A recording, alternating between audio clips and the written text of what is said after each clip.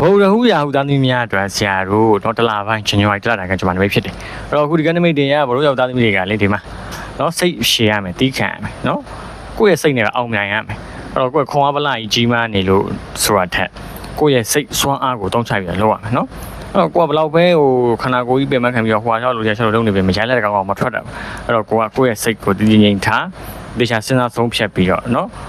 အကြံကောင်းတစ်ချက်ဆိုတိုင်းပဲတခြားလေးကိုယ့်ရဲ့စိတ်ပြင်းပြင်းနဲ့လှုပ်ဆောင်မယ်ဆိုရင်ရပြီအဲ့တော့ကိုယ့်ရဲ့စိတ်ကနော်တိတ်ရှည်စိတ်ရှည်တီးခံပေးရမယ်နော်မလောအောင်နော်ဒေါသမဟုတ်ရင်မရှိဘူးမေတ္တာတဲ့နဲ့ဒီတလားလုံးဖြတ်တန်းအဲ့တော့ဘိုးရောက်အဆင်ပြေမယ်အဲ့တော့ခြေပိုင်းလူမျိုးပိုင်းမှာတော့ကိုကလည်းနည်းနည်းလေး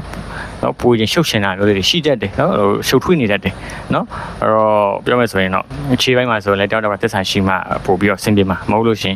နော်ဟိုဈားနှောက်ချက်လေးတွေဝင်လာပြီးတော့ပြောမယ်ဆိုရင်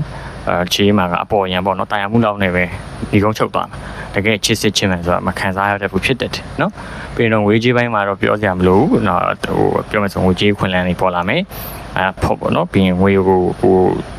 ရှာနိုင်မယ်ပေါ့နော်ငွေအဲ့တော့ကိုကဒီငွေကြေးနဲ့ပတ်သက်ပြီးတော့အစင်းပြေဖို့အတွက်ဆိုဒီလကအားကောင်းနေတေချာလေးစူးစမ်းပါနော်ဟုတ်ပြီတကယ်လို့မိမိတို့တည်တဲ့မေးချင်တာရှင်ဆက်စီလာမေးပါ comment မှာနော်ငွေကြေးကန်ဒီကောင်းလာပြီဆိုပြီးရေးသားပါမိမိတို့တည်တဲ့မေးချင်တာရှင်ဆက်စီလာမေးပါပါတယ်ကျေးဇူးများတင်ပါတယ်အားလုံးပဲကိုစိတ်နဲ့ဖျားကြံမှချမ်းသာကြပါစေဒီလိုလေးလည်းငါရှင်းလုပ်ပါပြီပါ